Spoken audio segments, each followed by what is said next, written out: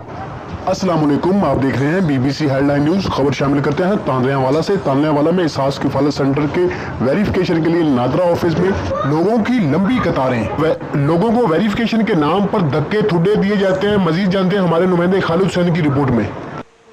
जी बिल्कुल, मैं इस वक्त मौजूद हूँ तांदलियावाला का एहसास किफालत प्रोग्राम के वेरिफिकेशन के लिए जो नादरा ऑफिस को खोला गया था। यहाँ पर लोगों की लंबी कतारें मौजूद हैं और औरतों की बहुत ज़्यादा भीड़ है यहाँ पर। और सुबह 8 बजे औरतें आती हैं और शाम के 4 बज जाते हैं, उनकी बारी नहीं आती है।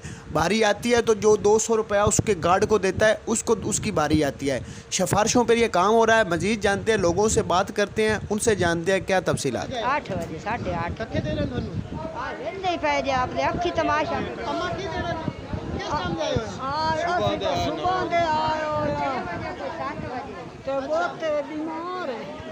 बीमार है इन सुबह 8 बजे ਦੇ ਅਸੀਂ ਇੱਥੇ ਆਏ ਆ ਧੱਕੇ ਦੇ ਕੇ ਅਸੀਂ ਇੱਥੇ ਹੀ ਖੜੇ ਆ। ਹੁਣ ਕਹਿੰਦੇ ਨੇ 2 ਵਜੇ ਦਫ਼ਤਰ ਬੰਦ ਹੋ ਗਿਆ। क्या प्रॉब्लम है आपके साथ? हाँ की मसला दसो। मैं बीमार हाँ पोतरो। अच्छा मैनू जरकान भी है, मैनू दिल का मसला भी है। अच्छा, मैनू बड़ी एक और अम्मा जी मौजूद हैं जो नादरा ऑफिस के सामने धक्के खा रही हैं सुबह से, और ये कह रही हैं कि मैं अपने साथ एक बंदा लेकर आई हूँ। ठीक है, इन क्या कहते हैं अंदर वाले? हाँ क्या कहते हैं?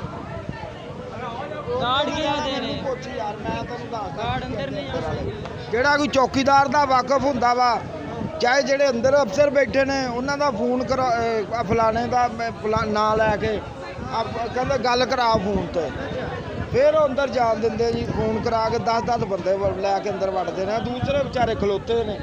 ਆ ਗੇਟ ਕੀਪਰ ਦਾ ਕੋਈ ਵਾਕਫ ਆ ਜਾਂਦਾ, कोई पिंड वाला आ जाता, ਉਹਦੇ 10 जने आवे सारे तलक वास्ता।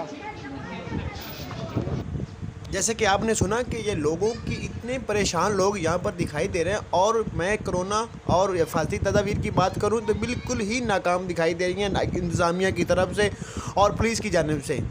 जी।